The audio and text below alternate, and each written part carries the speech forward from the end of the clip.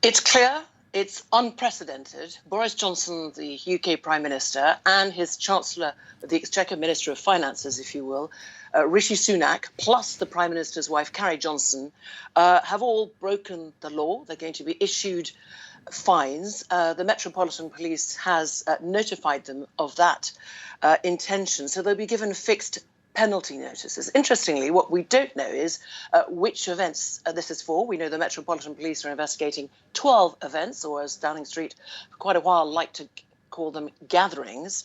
And the problem for most of the British population is that while the great majority were following the law, the very strict laws in lockdown of no gatherings, no parties, not even being at the bedside, for example, in hospitals of dying loved ones, a limited number of people going to funerals, it seems that lawmakers were being lawbreakers. So this is very serious indeed. We know that the Metropolitan Police have already issued 50 fines that have been handed out. Reports of these parties held in Downing Street and across Whitehall, so in ministerial departments during the COVID lockdown pandemic in 2020 and 2021, only first emerged last December, particularly, for example, in the Daily Mirror, but across the British press and in the British media.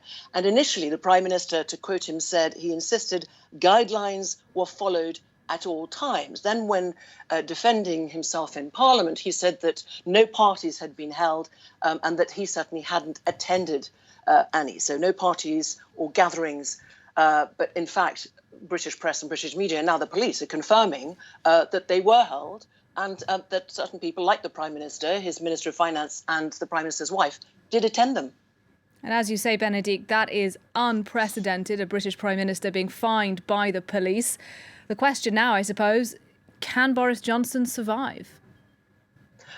Well, it seemed touch and go. Ultimately, it's the Conservative MPs who will decide. They would need to put in 54 letters. 54 MPs would need to put in letters questioning the leadership of the Prime Minister. If that threshold is reached, then there would be a vote of confidence within the party of whether they choose to go ahead with and keep the Prime Minister, who is the leader of the Conservative Party, or not. It seems that the war in Ukraine that has been overshadowing this Prime Minister and other leaders around the world gathering their attention quite rightly, he's seen as having been handling that well, leading that well. We are in parliamentary recess, Easter holidays, so the first time, unless there's a recall of Parliament, then that the Prime Minister could come to the House of Commons and apologise, certainly make a statement, would be next Tuesday. It certainly raises huge questions about his leadership, about his cabinets, those who will be fined, about civil servants' leadership, who are there, after all, also to advise government.